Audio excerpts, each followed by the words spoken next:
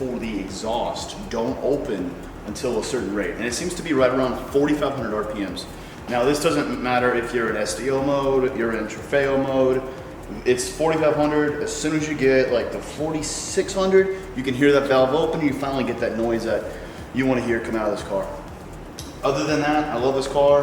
We put about 2,000 miles on it in about 2 months.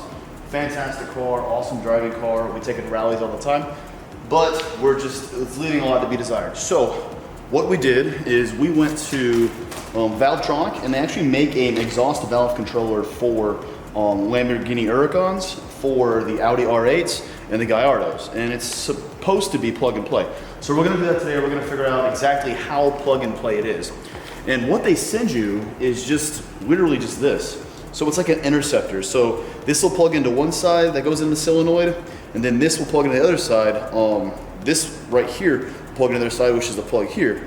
But the issue we run into with this particular car is there apparently is a different power supply, whether it's in pin 1 or pin 2, depending on the car. So some cars are pin 1 dependent, some cars are pin 2 dependent. So what we have to do is we have to use a multimeter. We're gonna use this, and we're going to figure out which pin is supplied. Now the car's not gonna be on, like the engine won't be on, but I'm going to supply the accessory power to test it, figure out which pin it is. Then I'm going to somehow install this pin into this plug, or this adapter, into the correct one, because there's two little areas in there and it kind of just intercepts itself. But I have to make sure I get it right the first time, because if I don't get it right, then it's gonna be such a pain in the butt to get it out of there. It's like when it goes in, it like prongs out, kind of like knifes in, and then I couldn't even imagine having to get it out. We'd have to use like a tiny flathead screwdriver to dislodge it. So the first thing we're gonna do, the car is nice and cool. We just got back about 3 hours ago, so she should be pretty cool down. We're going to use the pin inside the door to dislodge this cover of the engine. So this guy here, that's the STO unlock for the Cafango, which is the front, and then for the engine cover as well. So we're gonna use this. So we're going to both sides. We're gonna unlock it. All right, so that's unlocked. I'm gonna put this back. I do not want to lose this. This is something you do not want to lose. So for paranoia's sake, we're gonna put it back where I found it, so I don't. All right. Now that that's back, I'm going to ever so gently remove this engine hood cover.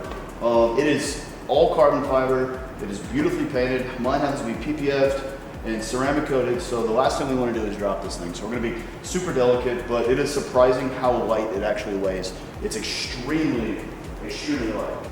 Go in here, there's a little clip right there, little toggle that I have to lift up. Then I pull forward. Oh, I don't hurt anything. We're going to check this out. That should set out of the way. Okay, and that's that. Now where we're looking is down here. So we got to figure out exactly what I'm trying to find. There's a lot of business going on. But the good news is for the STO, I don't have all these carbon fiber engine shrouds that I have to remove. So this is supposed to be one of the easier cars to access that in. So we're gonna fiddle around, try to find exactly the source of where I'm going to, and then I'll start recording and kind of show you where I isolated that. Okay, so what we're looking for is going to be right behind. There's this blue line here, there's this black hose above it. Kind of right between those, there's this black cover. It's a black box. It's really hard to get the camera to see it because it's a dark area in there. I had to use a flashlight to locate it. So behind that cover is the connector piece for what articulates the exhaust.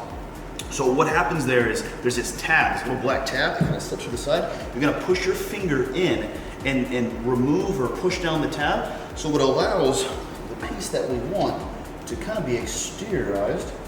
And that is right here. I was able to do that.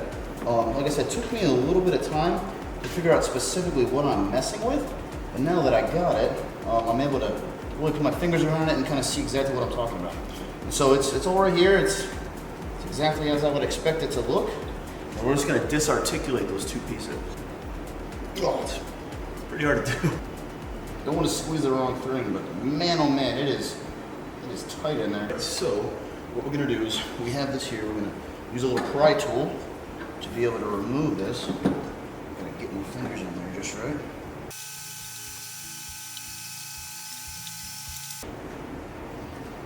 All right, there we go. I was able to pry it open, and so you can see one side there. Yeah, it wasn't fun at all.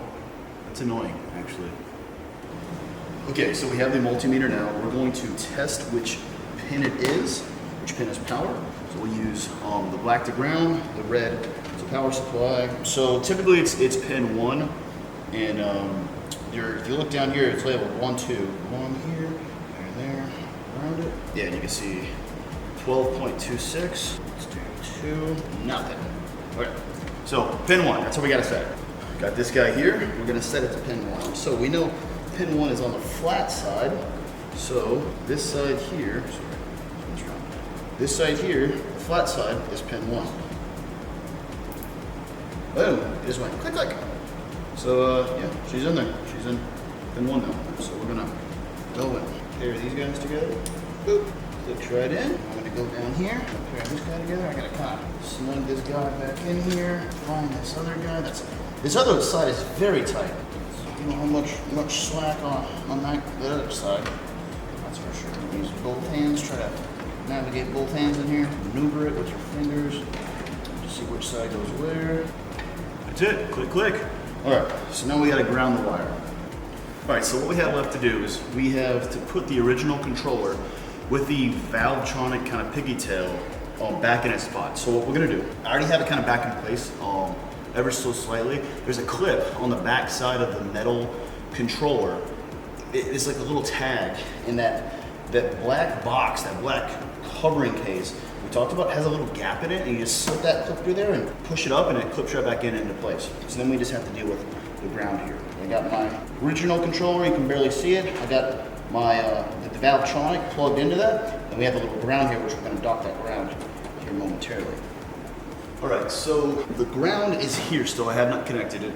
There is a little bracket here, and I'll overface a picture that will show you the best place for the ground. It's got a little star hex head to it. So we're gonna figure out what T-bit that is. Just try this guy. Oh, first time. What is that? That is a T25. All right, so using that bad boy. Take this guy down here. Manipulate it in there. Tell you what, though, it is dark down there. So sometimes you gotta use a flashlight to figure out where exactly we're landing this thing. So I'm gonna screw it with one hand and hold it in with the other. Because as I screw it, it wants to back out. So we're gonna try to do this another way. That works. I think it worked. Oh, yes, sir. Get it nice and snug. Not sure the torque specs on that, but I think we're fine. Yeah, nice and snug. All right. So in theory, if I turn accessory power on, I should be able to push the button to hear the click. Let's see if that's true. Okay, so what we can do is we can go in here and we turn accessory power mode on. So we're gonna hit the button and you can hear it change. Do it again. So it does activate something. The only thing to do is take it on the road and find out.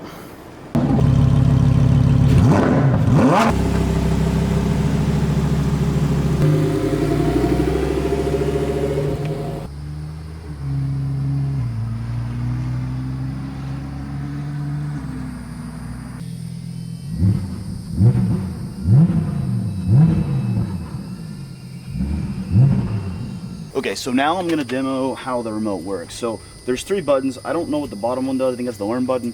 And then the middle one in the middle, that's the silent or the baffles on. And then the one up top is everything wide open. So I guess baffles closed, everything wide open. I'm gonna turn it on and I'll kind of show you the difference.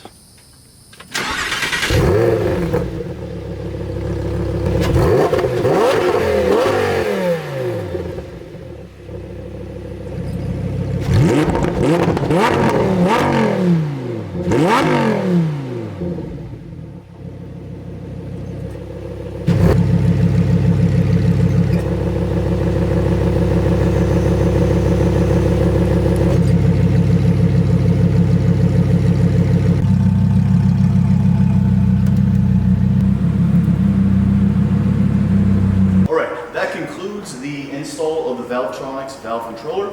If you have any questions, please leave a comment down below.